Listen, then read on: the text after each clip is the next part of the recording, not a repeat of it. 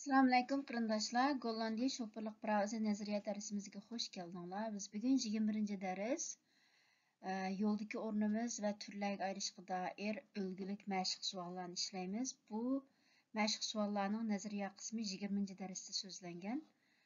Shunga o darsni anglamagan bo'lsanglar, bu darsdagi mashq savollar qarashdan burun oldi bilan shu nazariya qismini ko'rib chiqishinglarni tavsiya qilaman. Qanamsa bu nazariyaga doir savollar imtihonga qanday shaklda savollar chiqadi degan vaqtda masalan mana savol deydi you will here links of maqtat ya'ni siz hozir so'lga qayrilmoqchi bo'lamdi deydi-chu. Yana bir taxta bor ekan.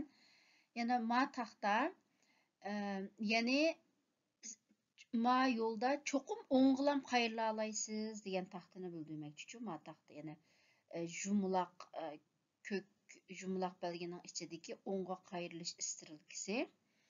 Lekin tegida qarasanglar, frachtwagenning mashinasi bor ekan, ya'ni bu taxta maxsus frachtwagenlar uchun, ya'ni yuk to'sh mashinalari agar mush yo'ldan kelgan bo'lsa, cho'qim o'ng tarafga qayrilish kerak, so'l taraf qayrilsa bo'lmaydi deganni bildiradi. Lekin biz yuk to'sh mashinasi bo'lmaganligimiz uchun biz so'l tarafga qayrilsak bo'ladi. Endi bu taxtalar maxsus muşta imtihanda odamni qaymoqtirish uchun chiqarilgan savollar. Yani bir qarablam agar matigidagi frachtwagenning mashinaning rasmiga obdan diqqat qilsanglar, hozir bu yo'lda o'ng'ilam qayrilsa debdi, so'l qayrilsam bo'lmaydi deblam ne deb tanlab qilishinglar mumkin. Shunga alohida diqqat qilinglar. Shu ma'nosi javobi. Endi ikkinchi savol, bin ihr sucht vorgesortiert links aufzufahren. Ya'ni siz hozir so'lga qayrilmoqchi. Yani yo'ldagi turish o'rningiz to'g'rimi deydi-chu. Yani hozir ma yo'lda ma qizil taxta, bu taxtalarni maxsus o'rganmadik, keyin qitimliq darsimiz so'zlaymiz. Lekin ma taxta hozir ma yo'lga mashina kirsa bo'lmaydi deganni bildirgan taxtachu. Yani hozir ma yo'lga biz kirsak bo'lmaydi, lekin bu yo'ldan mashina chiqsa bo'ladi. Shu hozir bu yo'lga mashina kirsa bo'lmaganlik uchun so'lga qayrilgan vaqtda u holda bekroq shu yo'lning so'l tarafiga for sortering qilsak bo'laveradi. Shu hozir ma ahvolda for sortering qilish, ya'ni yo'ldagi turish o'rnimiz to'g'ri. Shu javobi ya. Endi keyingi savol, ya'ni o'xshashlar Jestat so vorgesortiert links aufzufahren maqtat. Ya'ni siz hozir so'lga qayrilish uchun yo'lda muşta turvatsiz, bu bo'lamdi deydi-chu. Yani o'xshashlar shu yo'lga kirsa bo'lmaydi degan taxta, lekin bir diqqat qilish tunchik nuqta. Uitgezonderd, yani o'z ichiga olmaydi deb velosipedning rasmi bor ekan. Demak, yani ma yo'lga mashina kirsa bo'lmaydi, lekin velosiped kirsa bo'ladi-chu. Velosiped, snorfits, bromfits degandeklar kirsa bo'ladi. Shunga agar velosiped kirib qolib qolsa, hozir men yo'lning mashinaning qarish tarafidan kelib, hozir men mashinaning turish o'rnida velosiped meyadan o'tolmaydi, patmaydi hozir men yo'lgachu. Shunga bu xil ahvolda velosiped kirish ehtimoli bor bo'lgan yo'l bo'lganlik uchun velosiped kirib qolib qolsa, ham velosipedga yo'l qo'yish maqsadida sal ma tarafga turishimiz kerak. Shu hozir ma shaklda turishimiz xata. Shu buning javobi ne?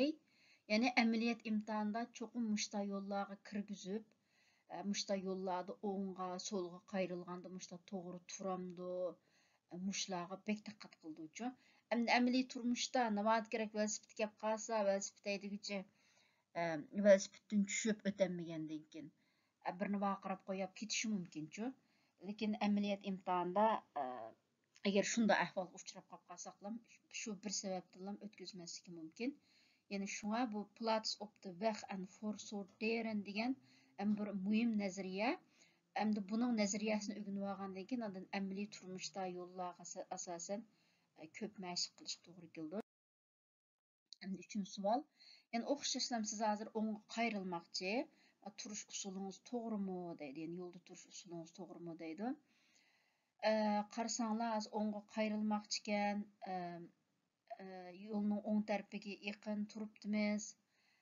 Velosipedlar, makinamizdan kelgan velosipedlar bizni so'l tarafdan inhalon qilib o'tib ketalaydi ekan, demak yo'lda turish usulimiz to'g'ri. Buning javobi Tötüncüsü, ihr will bei der tweede verkeerslichten rechts af. Mag je nu al richting aangeven. Yani siz hazır ikkinchi qatnash chirig'idan o'ngga burilmoqchi. Shu hozirlam o'ngga burilish chirig'ini ursangiz bo'lamdi deydi. Yani ma belge yo'ldagi qarasanglar, yani ikki qitim o'ngga burildi deganni bildiruvchi. Yani ikki o'ngga burilish istilkisi bor. Bu deganlik yani birinchi qatnash chirig'idan ham o'ngga buyurilsiz, ham ikkinchi qatnash chirig'idan ham o'ngga buyurila olasiz deganni bildiruvchi. Ma bu ikkidan istilki ko'rsatib qo'ygan. Yani müş aldığımızda ikki qitim o'ngga buyuriladigan yo'l bor demakchi. Agarda biz birinchi qayriladigan yo'ldan o'ngga buyurilsak, u vaqtda hozirlam chirog'ni ursak bo'ladi. Lekin biz ikkinchi qayriladigan yo'ldan o'ngga buyurilsak, chirog'ni hozir urmaymiz, balki birinchi qayriladigan yo'ldan o'tib ketib bo'lgandan keyin uramiz. Bu yerda savol, siz hozir ikkinchi qatnash chirog'idan o'ngga buyurilmoqchi.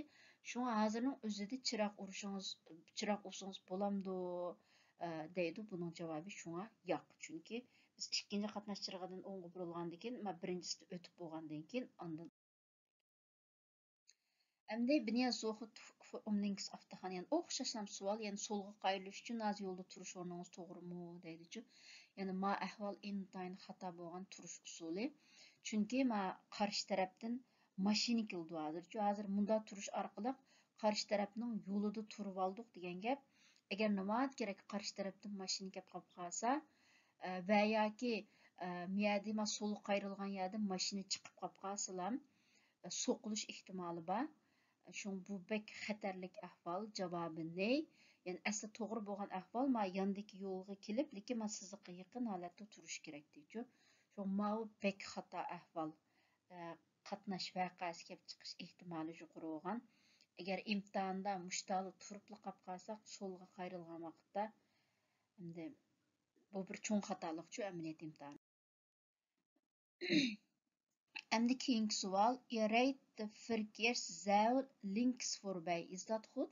En verkeerszeil degan, yani bu siriq palcha, yani siriq nimaning taxtining ustidagi kichik stirelka, yumaloq shakllik, so'l o'ng tarafga stirelka yo'linishni ko'rsatib qo'ygan mushu taxtini verkeerszeil deymiz. Yani bu hozir yani ma yo'lga kiring deganni bildiruvchi. Yani agar biz udul mangmoqchi bo'lsak, ma yo'lga kiramiz. Hozir mashina kirib olgan yo'l qarshi tarafdan mashina keladigan yo'lchi bu. Shunga hozir bu shaklda minishimiz, bu shaklda turishimiz bek xato qatnash qoidasi bo'yicha. Shun buning javobi ne?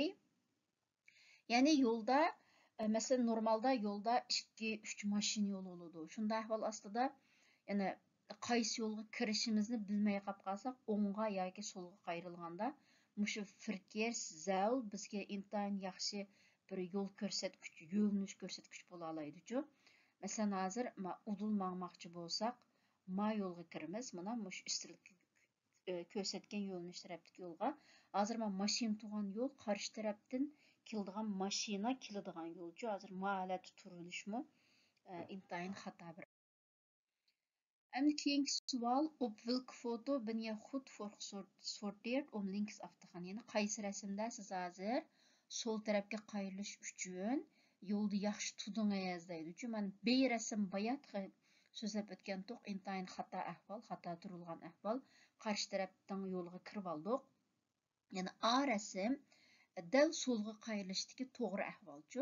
Yani so'lga qayrilmoqchi bo'lsak, o'zimizning yo'lda turamiz, lekin sizga yaqin turib, ondan qarshi tarafda mashina kelmagan, bexatar ahvol ostida shapada qayrilib yo'lga kirib olsak bo'ladi. Shun buning javobi. Ham keyingi savolga keldik. Siz hozir bu yerda umkerin keyningizga qaymoqchi, keyningizga qiyib kelmoqchi maqsad bo'lamdi deydi-chu. Bo'lmaydi, chunki ma taxtining belgisi in richtingsweg, yani mush yo'lda mangan mashinalarning hammasi mushu udul qarab minish kerak deganni bildirdi. Bu in richtingswegda biz qayrilsak va yoki oqchilab haydasak bo'lmaydi. Yani omkeren axtarab turaydin bo'lmaydi. Shunlashqa buning javobi